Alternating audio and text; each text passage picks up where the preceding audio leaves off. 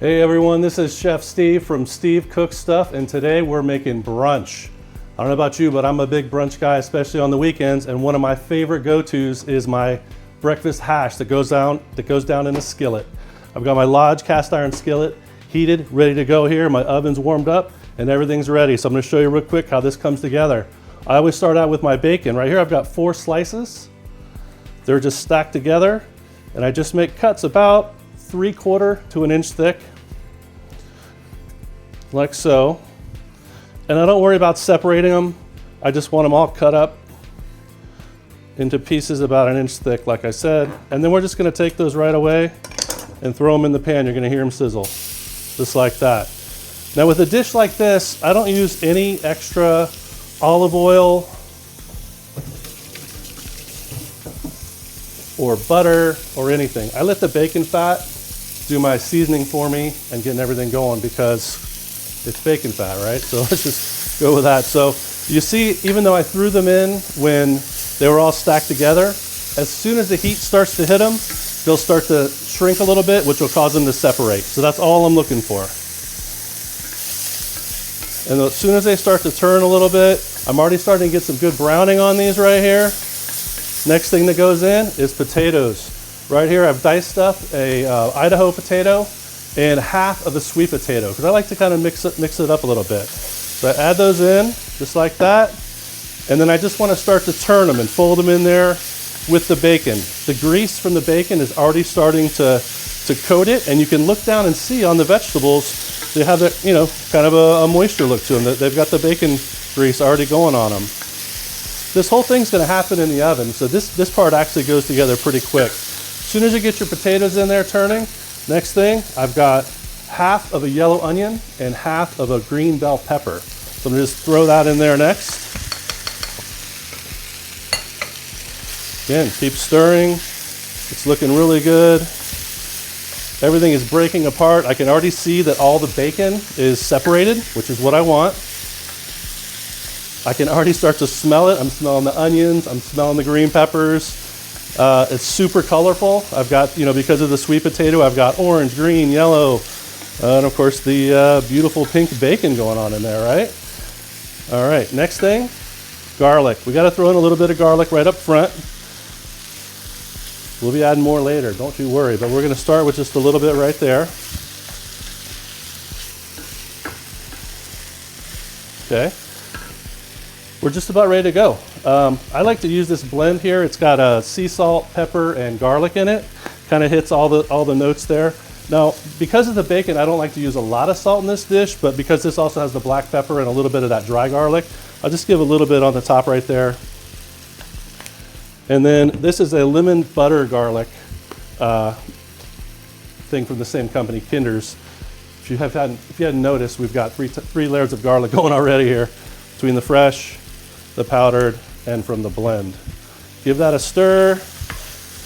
And then the last thing we're gonna throw in there right before we go into the oven is we have these diced chipotle peppers that are in like an adobo sauce. I like to buy them when they're diced, easier to work. I can just kind of sprinkle them in like that. These will give it a little kick. I don't personally like my food extra super hot, so I just give a little bit, just to give a little bit of that smoky chipotle flavor. All right, we're looking good. My oven is heated at 400 degrees. I'm gonna make sure I can see everything right here on top. I'm gonna throw this in the oven at 400 degrees for 20 minutes. I'm gonna set up for the next dish I'm gonna show you for our brunch feast today. I'll be right back. All right, we are back and we are rolling on with our brunch menu here. We've got the hashes in the oven cooking, and what I've got now I'm gonna show you how to make is a Mojito Melon Salad. Who doesn't love a good mojito, right? So the classic traditional drink, you've got tonic, but you've got the lime, the mint, and a simple syrup. So I've kind of brought up some of that, most of that, into this dish right here to make a wonderful salad that goes great with any brunch on a Saturday or Sunday. In the bowl already, I've got some chopped cantaloupe, just kind of various sizes, some chopped pineapple, and then I've got the last little bit of watermelon here. I'm just gonna kind of finish up and throw this into our bowl. I like just kind of rough chopping it, making different sizes. I think that when people, when you're having a brunch and people are coming up and trying out the different things. Sometimes it's almost like a little display. They can kind of reach in with a spoon or a fork and pick out what they want, the different sizes and things that they want. So now we're chopped. We're gonna add in our watermelon and the rest of our pineapple. Okay. Now I could stir this. I will stir this actually. And this would just be a nice little fruit salad. However, what I did earlier was I took some sugar and water, reduced it down with a little bit of Bacardi rum, and made a simple syrup.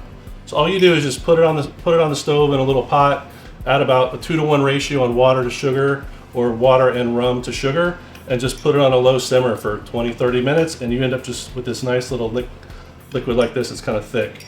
So that's my simple syrup with rum. What I want to do now is add in a little bit of that mint, because no mojito goes without some mint in there, right?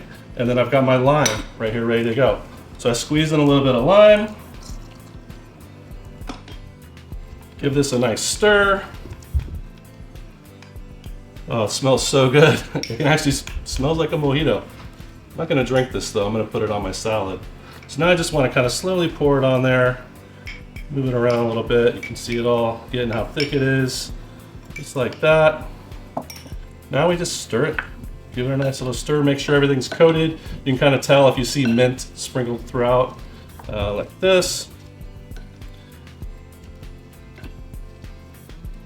And that's it. Now we're gonna go in the fridge. We're gonna let it get nice and cold. And by the time we're ready to have brunch, this is gonna be perfect, ready, and delicious. I'll be right back. All right, welcome back. We've got our breakfast hash out of the oven. It went in for 20 minutes. I did pull it out about halfway through and stir it just to make sure that everything gets kind of tossed around there. The bacon is almost perfectly cooked at this point. Potatoes, everything looks great. It smells delicious.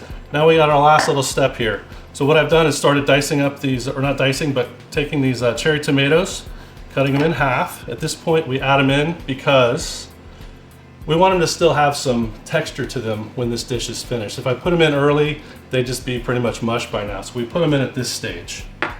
Next up, wouldn't you guess it?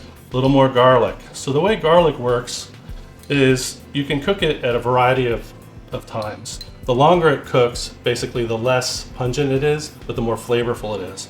So what I like to do is put some in the beginning, and then in the middle stages, so you get the flavor, and then eventually by the end you have that pungent flavor to it as well. We're gonna do that, and then we're gonna add some lemon. Just a nice little squeeze of a half a lemon here. Put that around. Okay. And we wanna give it a stir. Always stir from the bottom, make sure everything's tossed in there, coated really well once again, like so. Looking really good, smelling amazing as always. All right, now here's my favorite part. I want to kind of take a look at it, make sure everything's distributed pretty evenly, because in a minute we'll be divvying this up for some people and everyone wants to have a little bit of each flavor in their bites, right? So just kind of spread it out like that. And then I just make 3 little wells like this. And what are those wells for? What else? At a brunch, eggs. So I've got my eggs ready to go here. What I want to do is just add them one at a time right into those little wells. Like so. The thing about this recipe is it's easily scalable. Sometimes I make this for myself. It's not on a weekend. I'll make it on a Tuesday morning, just a smaller skillet, smaller batch. I'll use 1 or 2 eggs. This particular one is a 3-egg batch. You can go bigger pan, just scale it up. All of my recipes that I make, I try to make them so that they're scalable based on 2 people all the way up to however many you want to have over. So that's it. This is going back in the oven at 400 degrees for about 7 to 8 minutes. I usually check it at 7 because we want to make sure the eggs don't get overdone. But I'm going to throw in the oven, I'll check it at 7, then I'll check back in with you. All right, we are back and we are out of the oven. We've got our cast iron skillet breakfast hash is done, it's ready. The eggs look great, everything looks great, smells great. The last little bit before we plate it up, while it's still hot, is to take a little cheese. This is just a blend of like cheddar, Jack, Monterey Jack. Call it a 4-cheese blend. Really at this point you can use kind of whatever cheese you want. I like to get 3 or 4 different kinds in there, so we go like that. That's gonna start to melt. While that's melting, I've got my Mojito Melon Salad out of the fridge. Give it a couple more stirs, and then we're ready to throw this in a bowl. Gotta get it ready for our brunch spectacular feast over here. So I just put a little bit in one bowl there. Grab a second bowl. I can see the mint. I can smell mint, lime juice. Can't really smell rum, but the flavor's in there. We of course cooked out the alcohol when we're making our simple syrup. So we're just gonna put that in there like that. Take a little bit more mint, sprinkle it on top. Just like that. Those are ready to go. Our cheese is melted, so I'm gonna move this out of the way. I'm gonna bring in a bowl. Now, the reason I love this dish so much is because, as you can see with this one, we've got 3 eggs around a whole skillet. So it's essentially 3 portions. Someone like me, I might eat 2, you never know. But it's a great way when you're having brunch to feed multiple people out of one pan. So you just want to kind of cut this way and then slide your skillet underneath, keeping the egg intact, and then just lift it right over into your bowl like so. Look at that. I can see right there, the egg is still jiggling, still runny for me, which is exactly what I wanted out of that. If you like your eggs, you know, more firm, let it go a little longer. It's kind of just up to you and what you want to eat and what you want to feed people. So there's one right there. We've got our cheeses all melted. I'll add a little bit more because we lost some on the taking it out of the pan there. And then we're just gonna take some of our fresh herbs. This is just a little flat leaf parsley.